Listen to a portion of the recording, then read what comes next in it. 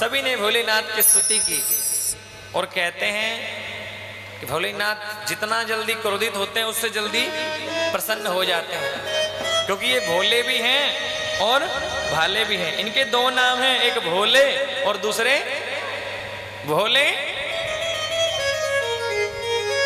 ये भोले भी हैं, यदि प्रार्थना करते हैं तो बड़े भोले, और यदि क्रोधित कर देंगे तो भोले और भाले। महाराज भगवान भोलेनाथ बड़े प्रसन्न हो गए। सभी देवताओं ने प्रार्थना की, हे प्रभु ये दक्ष प्रजापति के यज्ञ को पूर्ण करें।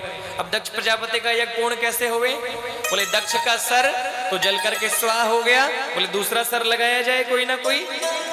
जैसे महाराज गणपति का सर भोलेनाथ ने, आपने जानते हैं कथा, आपने शिव पुराण में सुना है, त्रिशूल से शीश महाराज स्वाहा हो गया, हाथी का सिर जोड़ दिया गणपति हैं। वैसे ही अब बोले दक्ष के जो सिर पे भी कोई सिर लगाना पड़ेगा, जब भी दक्ष प्रजापति जीवित हुआ, बोले किसका सिर लगाएं? भगवान भोलेनाथ ने कहा, बोले दक्ष को बड़ा अभिमान है, ये बड़ा अभिमानी है, सदा मैं करता है, ये बहुत मैं करता है ना, तो इसको मैं वाला ही सिर लगाना चाहिए। और मैं कौन करता है? ये बकरा भी मैं करता है महाराज। तो बकरे का ही दक्ष प्रजापति जब हंकारा, त्रिशूल से शीश उबारा, माफी मांगी होश में आयो, बकरे को तब शीश लगायो। और जैसे ही बकरे का शीश लगाया तो बकरे ने मुख से कहा बम बम। जब वो सबसे पहले बम बम किसने बोला? वो दक्ष प्रजापति ने सबसे पहले बोला था बम बम। क्या बोला? क्या बोला जी? अरे जोर से बोलो ना। हाँ ऐसे बोला बम बम, माना जैसा बोला। और तभी से भोलेनाथ को प्रसन्न करने के लिए बम बम बोला जाता है। वो आते हैं ना कावड़िए महाराज सावन में, कावड़ लेके चलते हैं महाराज, रोड जाम पूरा, और महाराज सब उनकी सब व्यवस्थाएं होती है रास्ते में पूरी हैं, खाना फ्री और क्या नाम वो पानी फ्री और नाश्ता फ्री और भोजन फ्री और दवाई फ्री, सब सेवाएं होती हैं, और सुल्फा फ्री और भांग फ्री, सब फ्री मिलता है रास्ते में। और फिर खूब बोलते हैं बम बम बोल बम, बम बम बोल बम, है ना। तभी से महाराज बम बम बोला जाने लगा। भोलेनाथ प्रसन्न हो गए, दक्ष महाराज के यज्ञ को पूर्ण कराया है। बोल शंकर भगवान की जय हो। आगे की कथा में सुखदेव जी बताते हैं, देखो राजन, ये मनु महाराज की 3 पुत्रियों के एक पुत्र का आपने वर्णन सुना। अब देखो इनके एक पुत्र हैं जिनका नाम है प्रियव्रत। क्या नाम है? एक उत्तानपाद थे जिनके पुत्र हुए ध्रुव, कल आपने उनके बारे में सुना। ध्रुव के अंग हुए, अंग के वेन बड़ा दुष्ट हुआ, इन्हीं के वंश में पृथु राजा हुए जिन्होंने पृथ्वी का दोहन किया, बड़े रथ निकले। दूसरे भाई हैं प्रियव्रत, ये प्रियव्रत के पुत्र हुए आग्नीद, आग्नीद के पुत्र हुए ऋषभदेव महाराज। ये ऋषभदेव कौन है? ये जैन धर्म के प्रथम तीर्थंकर, प्रथम गुरु माने जाते हैं। ये जैन लोग होते हैं ना, जैन भाई जो हैं, उनके पहले गुरु हैं ऋषभदेव जी महाराज। ये भगवान नारायण के ही अवतार है। बोल ऋषभदेव जी महाराज की जय हो। तो ऋषभदेव जी महाराज अवतार लेकर के आए। ये ऋषभदेव जी महाराज के यहाँ पर 100 पुत्र हुए, 100 पुत्र। और इन 100 पुत्रों में सबसे बड़े हैं भरत जी महाराज। किसकी कथा सुन रहे हैं आप? बताओ, उधर से बताओ कोई भी एक। किसकी कथा सुना रहा हूं? बम बम की कह रहे हैं, बम बम की। हाँ ऋषभदेव, अरे ध्यान से सुनो, ये पुरुषोत्तम भैया सोने की चैन बनवा के रखे हुए हैं। हाँ जो सारे प्रश्नों का उत्तर दे देगा लास्ट में, उसी को इनाम मिल जाएगा। क्यों जी? तो महाराज ऋषभदेव जी महाराज अवतार लेकर के आए भगवान के स्वरूप। आवाज आ रही है कि नहीं आ रही? सही पीछे समझ में आ रहा है प्रभु? तो ऋषभ देव जी महाराज अवतार लेकर के आए हैं। ऋषभ देव जी के 100 पुत्र हैं।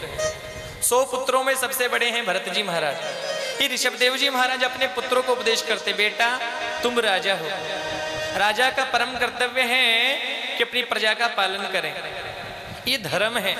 लेकिन मानव जीवन का परम धर्म है इस मानव योनि को पाने के बाद परमात्मा को प्राप्त कर ले, क्योंकि बड़े भाग्य से व्यक्ति को ये मनुष्य का शरीर मिलता है। 1 जन्म 2 जन्म 100 जन्म नहीं, कितने ही जन्म बीतते हैं जो व्यक्ति को मानव का शरीर मिलता है। क्योंकि लिखा है कि बड़े भाग मानुष तन पावा, सुर दुर्लभ सदग्रंथन गावा। ऐसा ग्रंथ कहते हैं कि बड़े भाग्य से शरीर मिलता है मानव का, और इस शरीर में आने के बाद में भी भगवान का भजन नहीं किया तो अभी नहीं तो फिर अभी नहीं तो।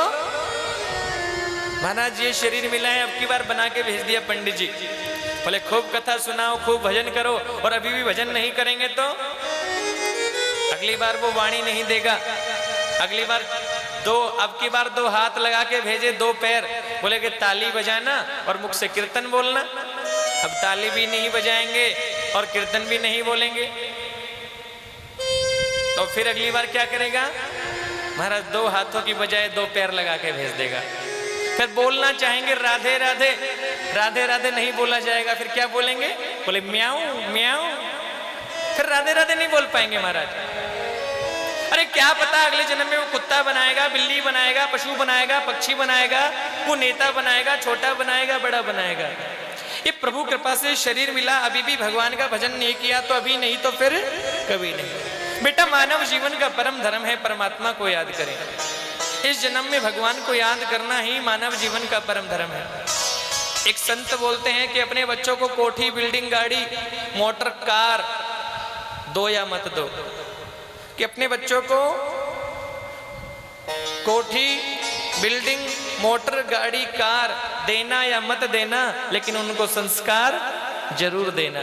क्योंकि महाराज उनको आप संस्कार देंगे ना, वो सब इकट्ठा कर लेगा, और संस्कार नहीं देंगे तो तुम्हारा सब इकट्ठा करा हुआ दारू पीकर के उड़ा देगा, सब जुआ खेल के बर्बाद कर देगा।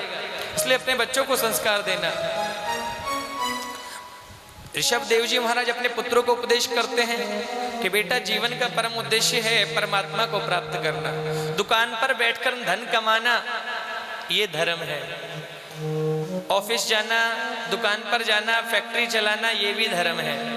पैसा कमाना शास्त्रोक्त नीति से किसी को दुख ना पहुंचे, किसी को कष्ट ना पहुंचे, ऐसा पैसा कमाए, ये धर्म है। लेकिन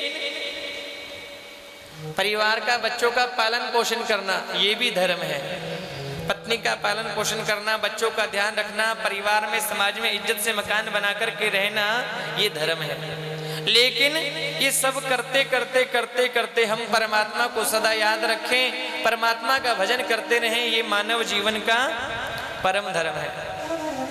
कि बेटा भगवान को अभी भी नहीं पाया तो फिर अगले जन्म में पता नहीं कि क्या बनाएगा कि क्या नहीं बनाएगा। भरत जी महाराज 100 पुत्र सभी सुनते महाराज। थोड़ा समय व्यतीत हुआ महाराज, 50 साल के ऋषभ देव जी हुए, अपने पुत्र बड़े बेटे भरत को राजगद्दी पर बिठा दिया और खुद भगवान का भजन करने के लिए वन में चले गए। संन्यास ले लिया, भजन करने के लिए चले गए। भरत जी महाराज राज्य का पालन करते हैं। धीरे धीरे उम्र बढ़ने लगी और महाराज कहते हैं धीरे धीरे समय बढ़ने लगा। भरत जी महाराज जी 50 वर्ष के हुए। कितने साल के हो गए? अब 50 के बाद कितना आता है? क्या आता है? 51 वन। अब भगवान समझाते हैं, बोले वन मतलब वन चले जाओ। वन का मतलब क्या? वन का मतलब वन में जाके मत बैठो, भगवान का भजन करो, माला पकड़ लो। या तो वृंदावन चले जाओ या घर में ही माला पकड़ लो, भजन करो। पहले तो 51 बोलता है, 52 बोलता है, फिर वो बाल सफेद कर देता है। एक घंटी बजाता है भगवान, बोले 51 के हो गए, माला पकड़ो। फिर भी नहीं पकड़ते माला, फिर वो बाल वाइट कर देता है, वाइट। और वाइट कर देता है तो भगवान से बोलते हैं, बोले हम तुझसे ज्यादा समझदार हैं। अरे है तो सही, गोदरेज हेयर डाई, ओ वो लगाया सब बिल्कुल ठीक। बोले नहीं करेंगे भजन। अब बाल भी सफेद हो गए, धीरे धीरे दांत टूटने लग जाते हैं। दांत बोलते हैं राम राम, निकलता है आम आम। महाराज पहले से भी बढ़िया वाले दांत लगवा करके आते हैं।